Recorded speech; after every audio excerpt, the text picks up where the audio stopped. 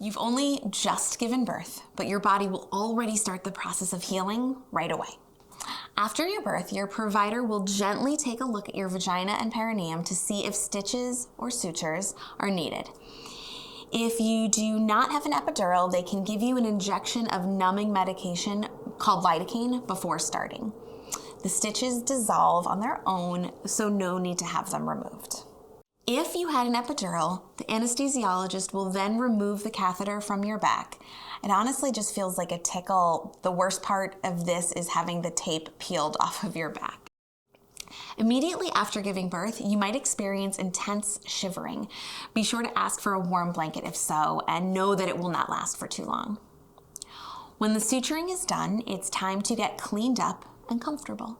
Your team will help you wash away any blood and get you a fresh gown and sheets.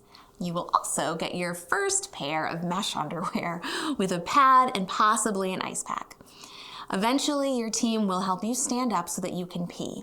Now, this may be the first time you stand up after giving birth, so a few blood clots may come out.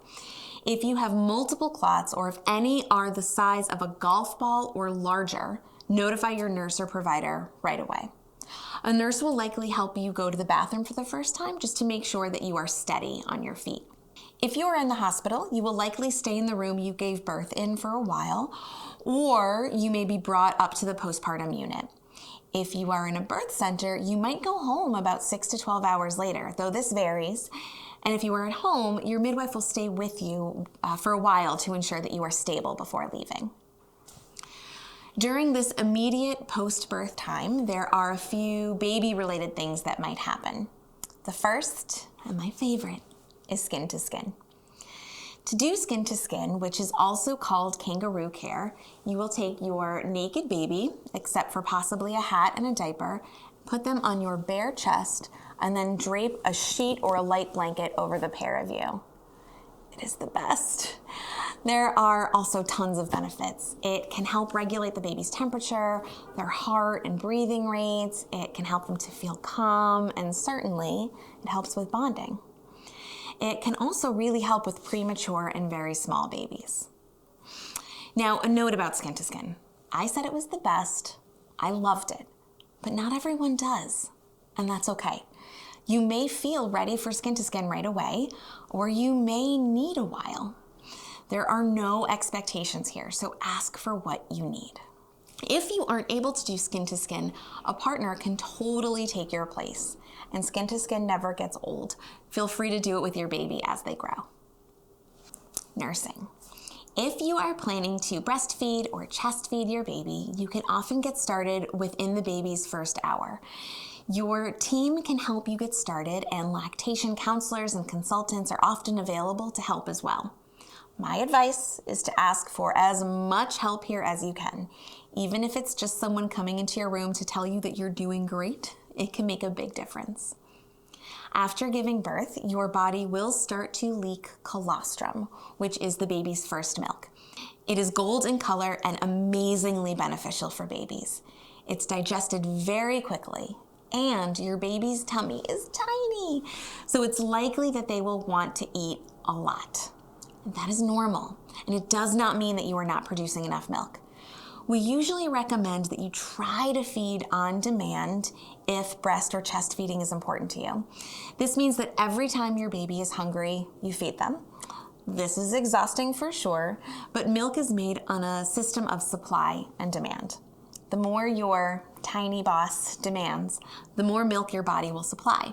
So every time your baby latches, they send a signal to your body that basically lets it know to keep making milk. Again, don't hesitate to ask for help from a nurse, your provider, or lactation consultants. They can help the baby latch, teach you positions, and help you get pumping starting as well.